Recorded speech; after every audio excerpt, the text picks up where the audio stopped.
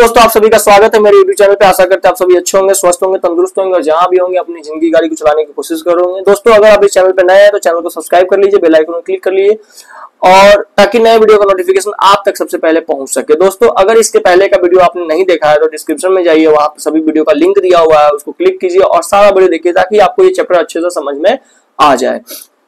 चलिए शुरू करते हैं। इसके पहले हम जहां तक पढ़ाए थे, आप जैसे आपको पहले बता देते हैं, आप थंबनेल देख चुके होंगे, आपको टाइटल नजर आया होगा, उसमें क्या लिखा हुआ था कि क्लास 8 का हम लोग ना हिस्ट्री पढ़ रहे हैं। तो और हिस्ट्री में भी चैप्टर 1 पढ़ रहे हैं और चैप्टर 1 में जो कुछ बताया गया उसके आगे बता रहे हैं। तो what official record do not tell, क्या क्या चीज है ऐसा जो ऑफिशियल रिकॉर्ड नहीं बताता था, उसके बारे में हम लोग जानेंगे। From this vast corpus of records, क्योंकि बहुत बड़ा रिकॉर्ड हो जाता है, we can get to know a lot, हमें बहुत कुछ जानने को मिलता है। But we must remember that these are official record, ये क्या होते हैं? ऑफिशियल रिकॉर्ड होते हैं। They tell us what the officials thought, ये हमें बताता है कि ऑफिशियल्स क्या सोचता है। ठीक है, यहाँ पे देख सकते हैं आप, ये क्या है?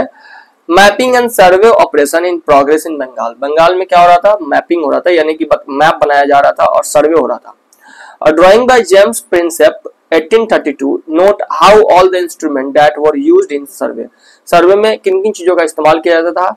are placed in the foreground, जमीन पर सामने में रखा हुआ, देखिए ये सब इंस्ट्रूमेंट है।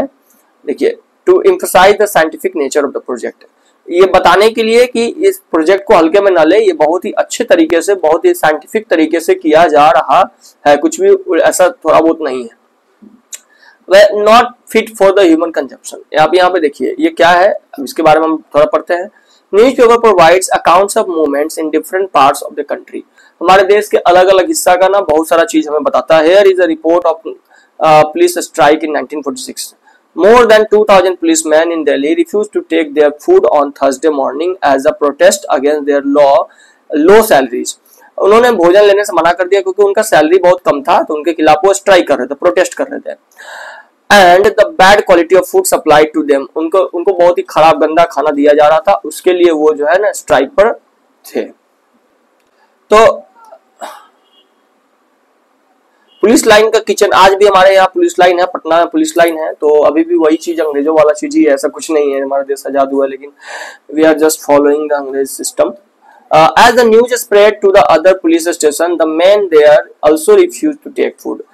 जैसे ये न्यूज फैला तो दूसरे स्टेशन के भी लोग खाना खाना बंद कर दिए। One of the strikers said, उनमें से एक ने कहा, the food supplied to us from the police line's kitchen is not fit for human consumption. वो इंसान के खाने लायक नहीं है। Even cattle would not eat the chapatis and dal which we have to eat. जो हमें खाना पड़ रहा है ना, वो क्या कहते हैं, मवेशी भी नहीं खाएगा। ठीक है, तो यहाँ पे देखिए इमेज है। Images need to be carefully studied for their project and viewpoint of the, कहते हैं इमेज को तो बहुत ध्यान से पढ़ा जाता था ताकि उसके बारे में बताया जाके कि वो क्या चीज है। This image can be found in several illustrated books produced by British after the 1850। देखिए जो 1857 में जो रिवेलियन हुआ था ना, मंगल पांडे के द्वारा किया गया था, उसके बाद बहुत सारा इमेज बनाया गया। The caption at the bottom says, mutinous sepoys share the loot। यहाँ पे देखिए जानबूझ के दिखाया जाता था कि जो विद्रोही सेना थे ना, वो लूट को शेयर कर रहे थे, यानी कि ब्रिटिश खजाना को जो लूटे। In British representation the rebels appear as greedy, जो रिबेल्स थे वो ग्रीडी थे, vicious and brutal. You will read about the rebellion in chapter 5। तो आप समझिए ब्रिटिश ने क्या किया, इंडियंस का छवि खराब करने का काम किया। मतलब इंडियन तो आजादी के लिए लड़ रहे थे, लेकिन उन्होंने बताया कि नहीं, ये ब्रिटिश के खजाना को लूटने के लिए ऐसा षड्यंत्र रच रहे थे। मतलब गलत चीज नहीं कहते, जब खुद पे ऐसा होता है तो हम लोग क्या करते हैं ना, दूसरे को उछालने का प्रयत्न करते रहते हैं ताकि लोग हमारे खिलाफ ना जाए। They were interested in and what they wish to preserve for posterity, वो इसमें इंटरेस्टेड थे। तो उनका ये मानना था कि ये जो भी चीज वो प्रिजर्व कर रहे हैं ना, वो फ्यूचर जनरेशन के लोगों के लिए, पोस्टेरिटी मतलब फ्यूचर जनरेशन के लोग। These records do not always help us understand what other people in the country felt, कि देश के बाकी लोग क्या सोचते हैं, and what lay behind their actions, उन्होंने क्या क्या एक्शन लिया है या उनके पीछे का क्या एक्शन है। मतलब ये जो चीजें हो रही है ना आसपास में, उनके पीछे उनका क्या मत है, इसके बारे में मतलब कोई मदद नहीं मिल पाता। क्यों? क्योंकि क्या होता है ना कि जब आप में कोई हावी हो जाएगा तो वो आपकी चीजों को बाहर जाने ही नहीं देगा। For that we need to look elsewhere. हमें इसके लिए कहीं और देखना पड़ता है. When we begin to search for these other sources, we find them in plenty. Though they are more difficult to get than official records. अगर हम कहीं और जाएंगे तो आपको बहुत सारा चीज ढूंढना पड़ेगा, है ना, बहुत सारी चीजों के बारे में जानना पड़ेगा. We have diaries of people. हमारे पास लोगों का डायरी हुआ करता है. अकाउंट ऑफ पिलग्रिम्स, जो लोग आए, यात्री लोग, उनका, एंड ट्रेवलर्स आए, ऑटोबायोग्राफीज आए, important personalities and popular booklets. अब जैसे अकबर के बारे में पढ़ेंगे तो अकबर के बारे में, उनके काम के बारे में जानेंगे, उनके साथ जो राजा थे उसके बारे में भी जानने को मिलेगा. मतलब सारा चीज जुड़ा होता है. That was sold in local bazaars. बाजार में मिलता था. As printing spread, जैसे जैसे प्रिंटिंग फैला, न्यूज़पेपर्स were published. न्यूज़पेपर छापे गए and issues were debated in public. अब जो प्रॉब्लम्स था ना, वो लोगों के बीच में डिस्कस किया जाने लगा. Leaders and reformers wrote to spread their ideas. वो लीडर जो थे और रिफॉर्मर, जो कि क्या कहते हैं, रिफॉर्मर्स को जो बदलाव लाना चाहते हैं, उनके आइडिया को फैलाया गया. Poet, novelist wrote to express their feelings. जो पोएट लोग थे, कवि लोग, उन्होंने भी अपने फीलिंग्स को लिखा. ठीक है. All these sources, however, were produced by those who were literate. अब ये सारा चीज तो किसको जाएगा? जो पढ़े लिखे लोग हैं उन्हीं को समझ में आएगा. जो नहीं पढ़े लिखे लोग हैं, जो समझ नहीं पा रहे हैं, किसान जैसे लोग, गरीब लोग जो माइनिंग में काम कर, माइंस में काम करते हैं, वो कैसे समझेंगे?